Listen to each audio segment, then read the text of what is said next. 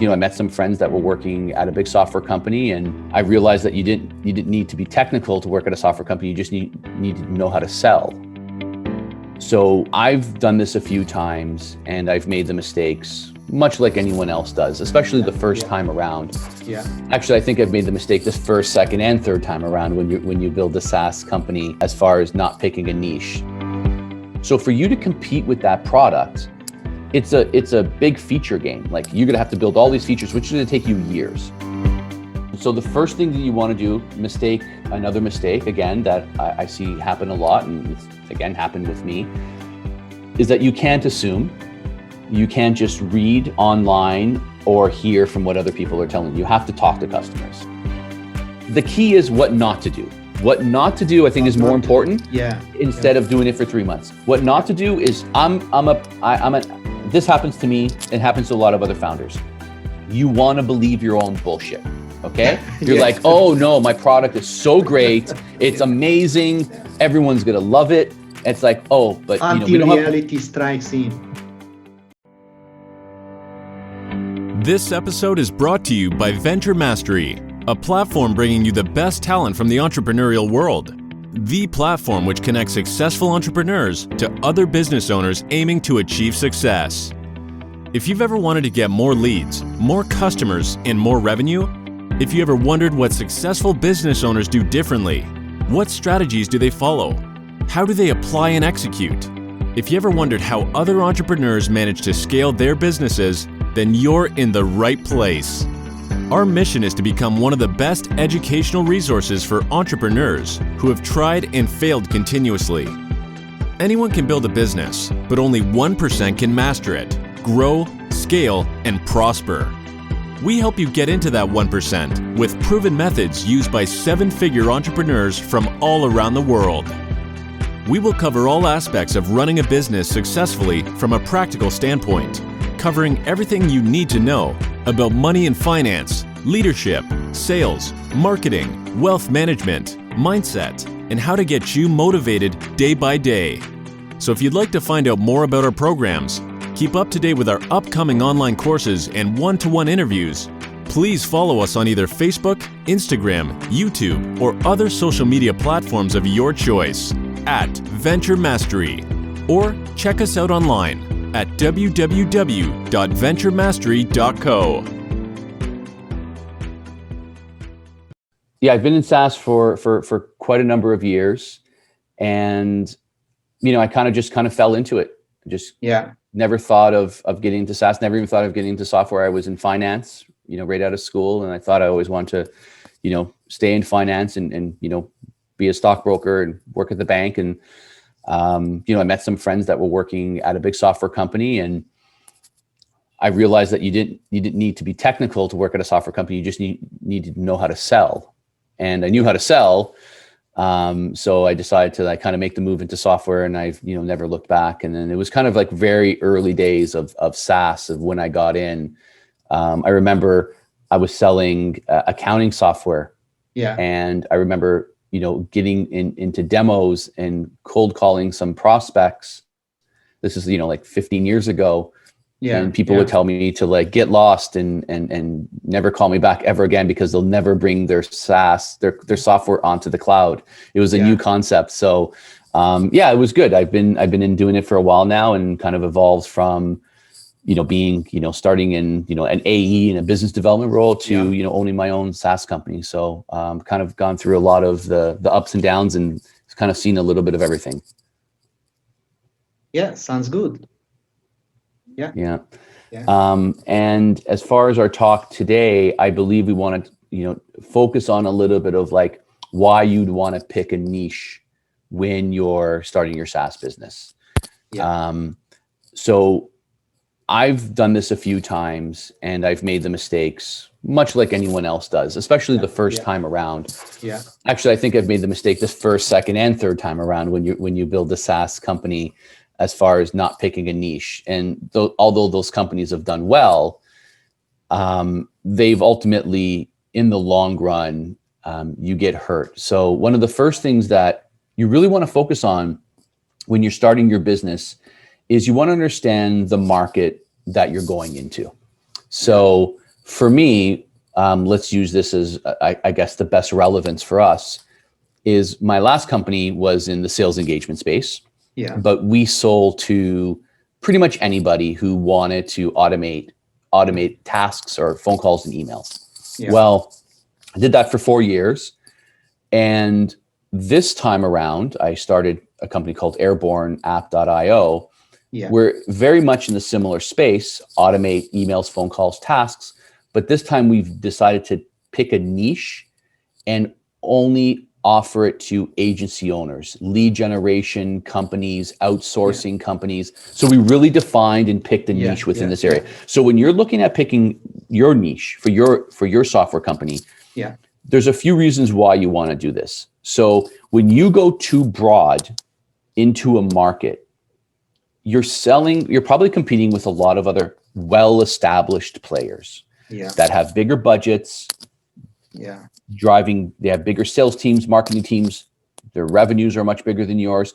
So for you to compete with that product, it's a big feature game. Like you're going to have to build all these features, which is going to take you years. But if you can pick a niche within that market, and I'll use the ecosystem of Salesforce, for example. Salesforce companies have done a great job because Salesforce doesn't do commissions.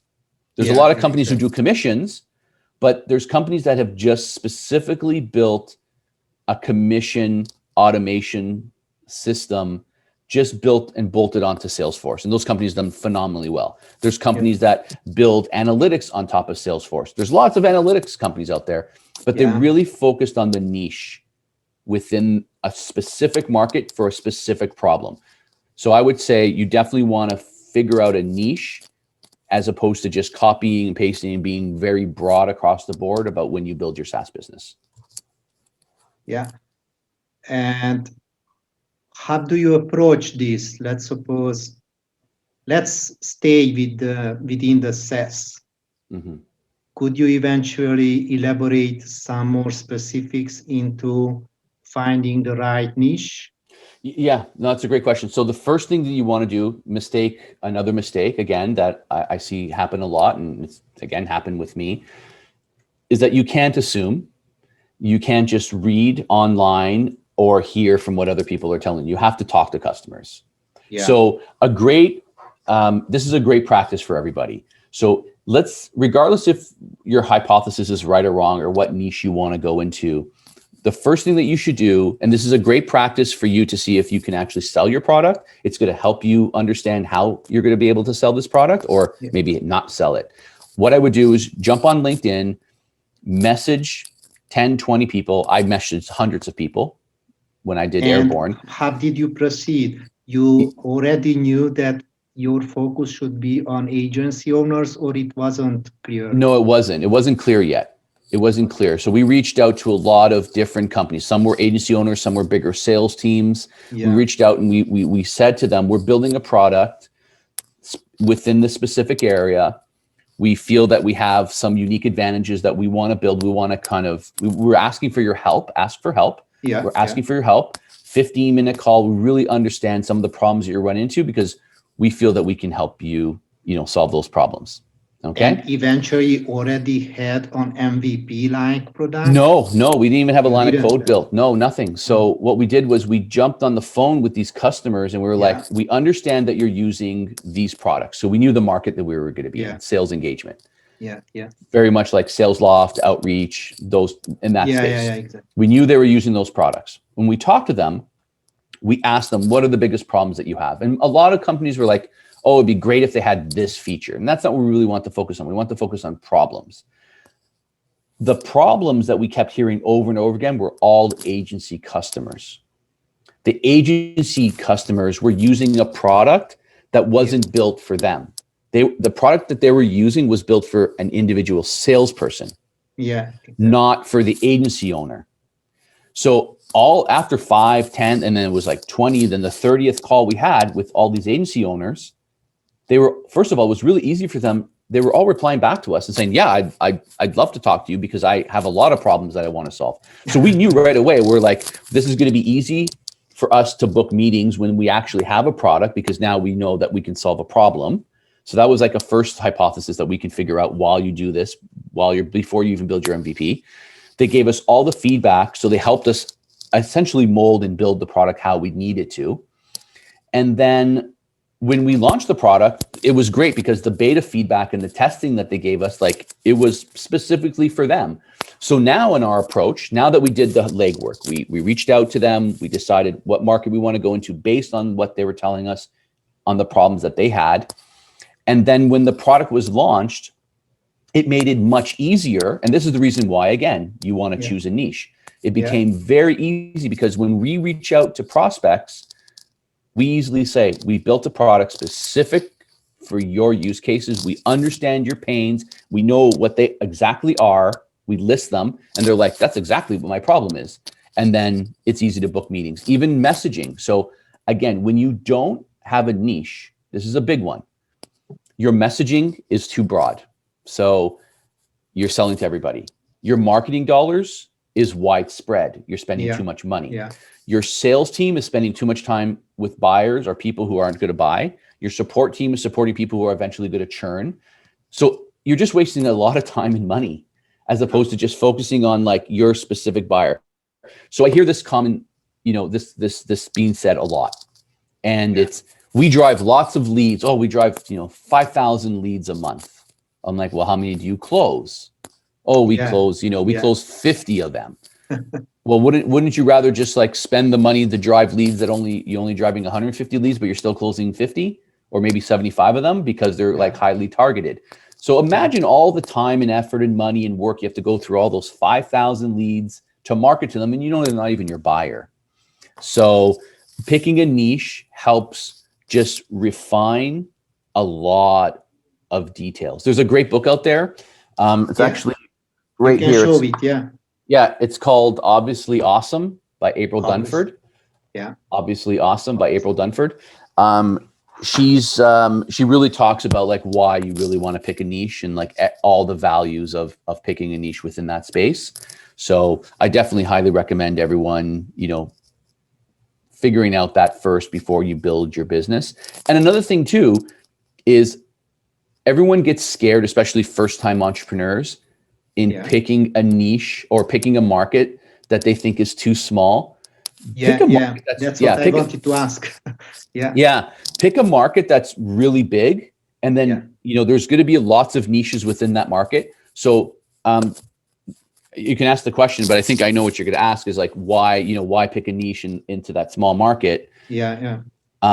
So starting with a wedge solution, so a very niche, just a wedge solution within that market, it's okay to go build a 5, 10, $15 million business because you own that niche.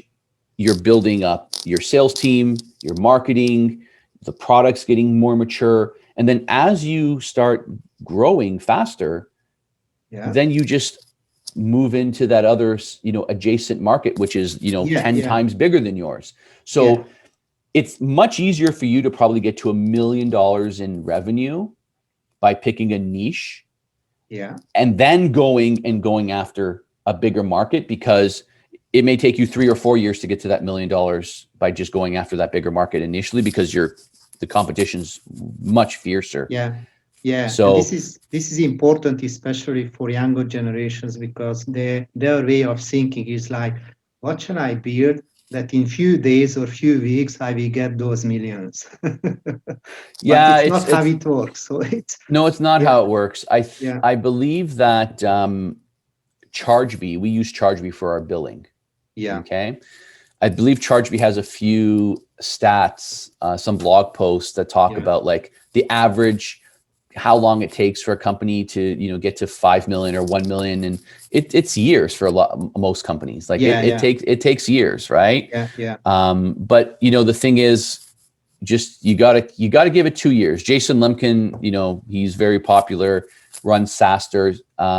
He always says, listen, you have to give it 2 years. Like you have to. And the number one thing that the mistake that I've made before as well, thinking that you can do 2 SaaS businesses at once.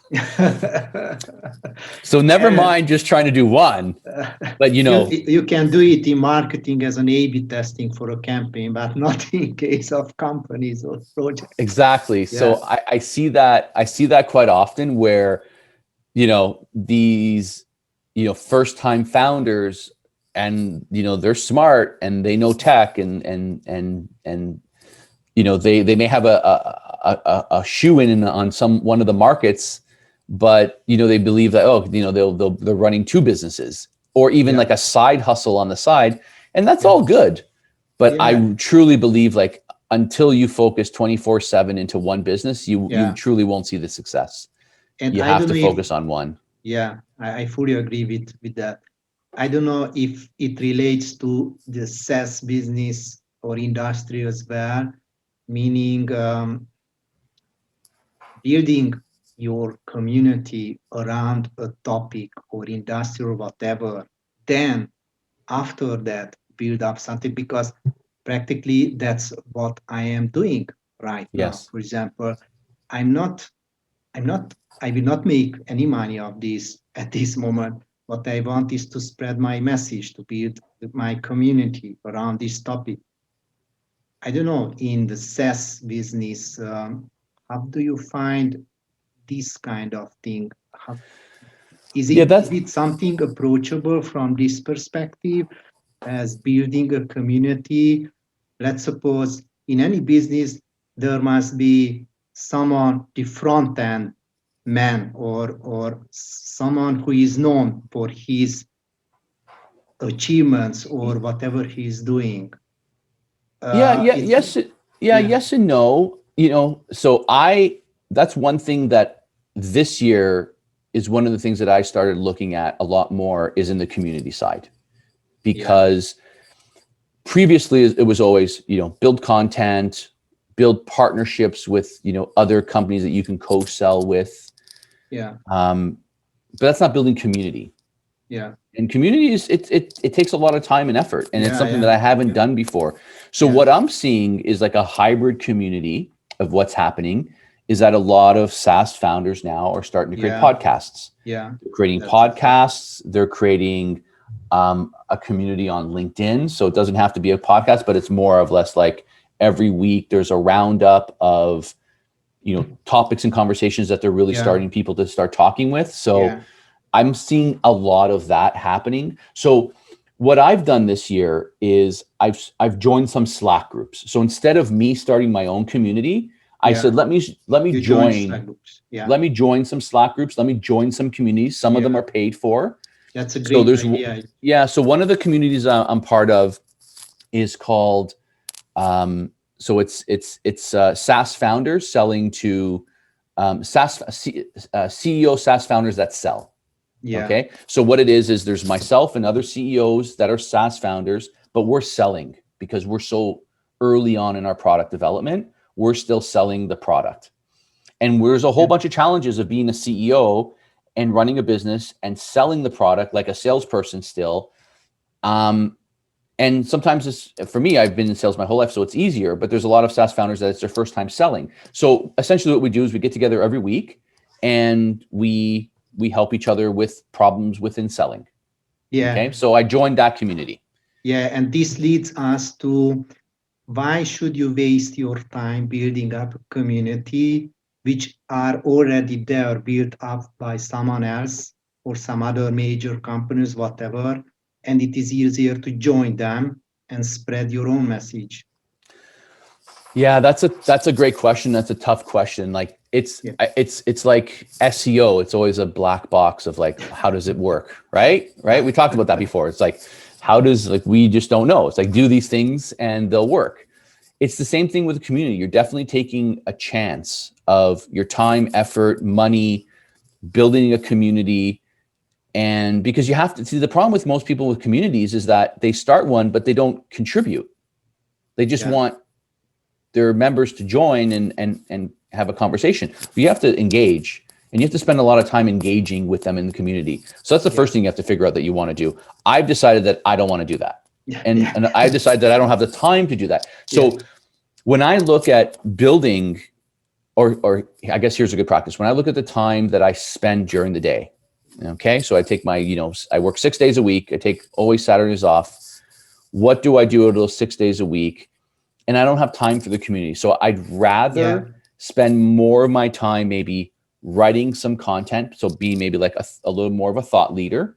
I'd rather spend more time on content because that lives there forever.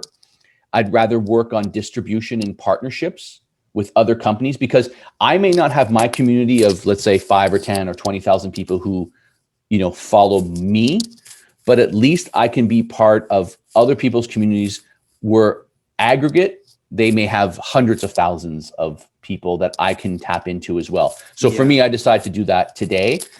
I believe that once I hit some scale in revenue, I will hire someone to run a community in-house. Yeah, that's exactly. So that's what I would do. But right now, that's something that I don't have the time for.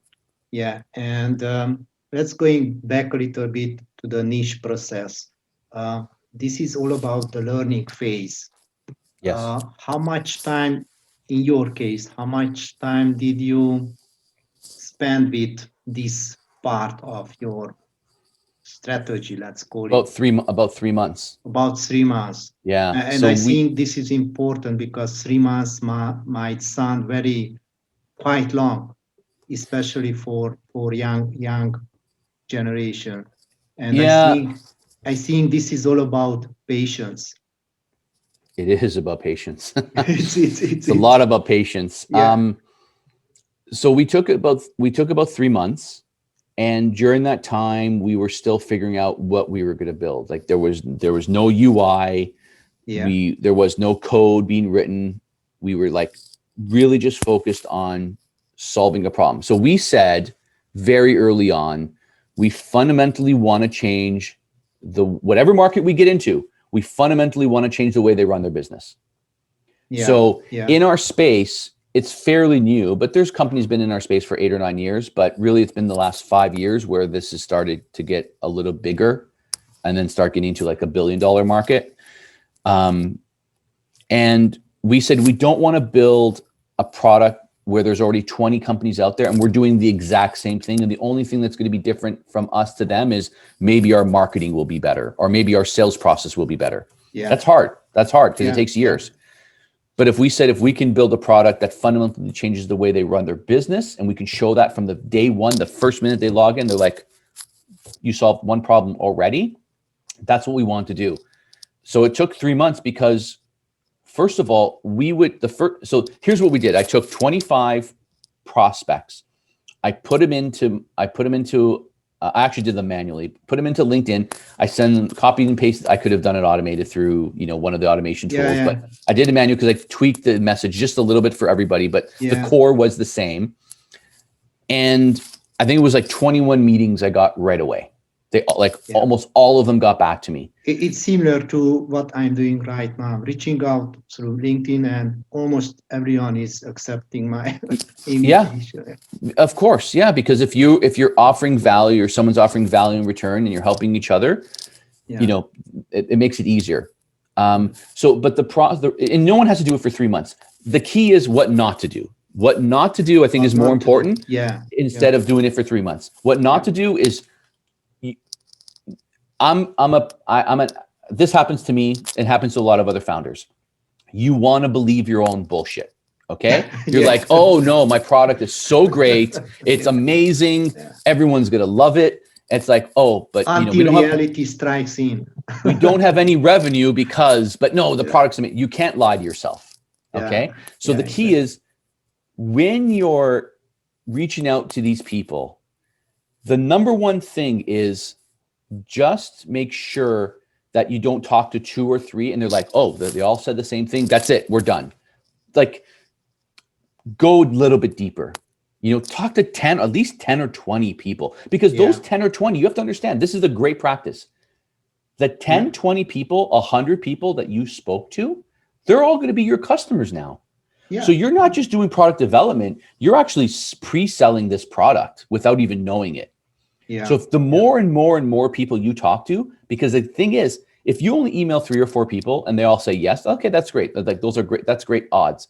But if you email 100 and you start finding that people start not getting back to you and they're not giving you, then they don't have a problem maybe that you need to solve.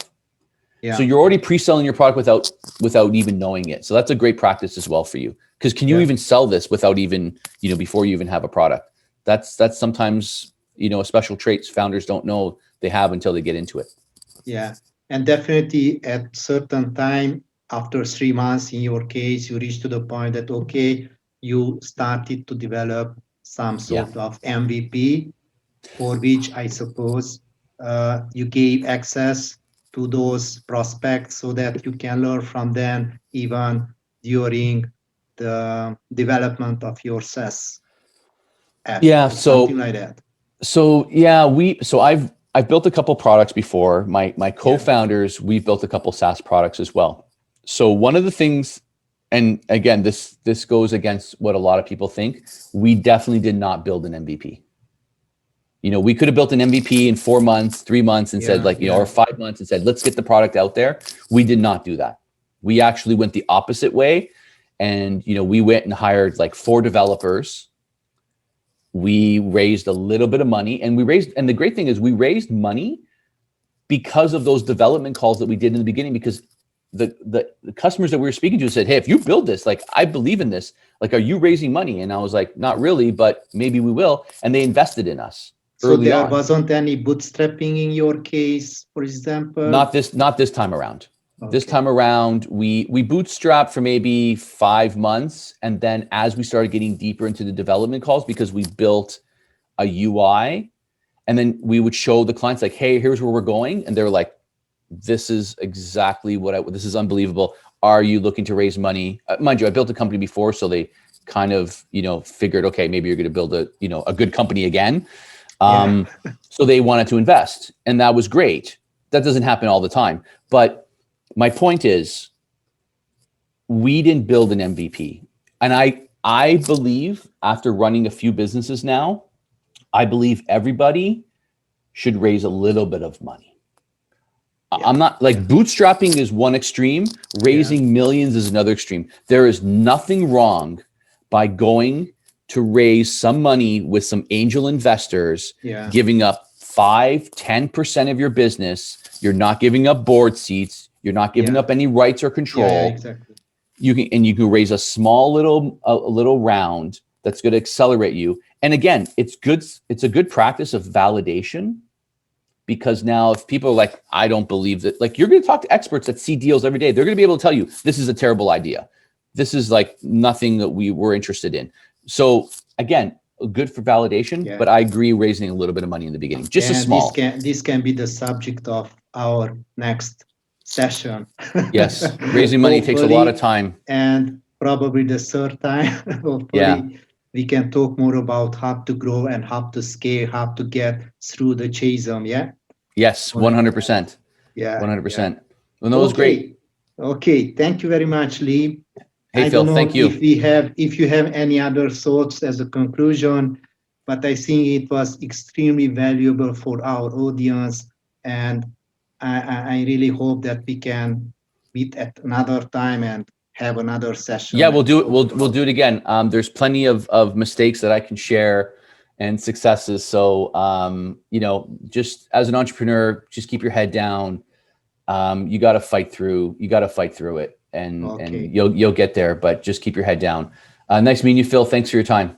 Thank you for everything. Thanks. Bye-bye. Take care. Bye now. Bye. This episode was brought to you by Venture Mastery, one of the leading educational platforms for entrepreneurs aiming to grow and scale their businesses. Thanks for tuning in with me, your host, Phil Amory. And don't forget to subscribe to our channel and follow us on Facebook, Instagram, and Twitter, where we'll get you updated with our upcoming courses, one-to-one interviews, and latest entrepreneurial success stories from around the world. I'd be honored to hear your thoughts and feedback, so please leave your comments and help us in producing even more engaging and valuable content for our next episodes. Thanks for joining us.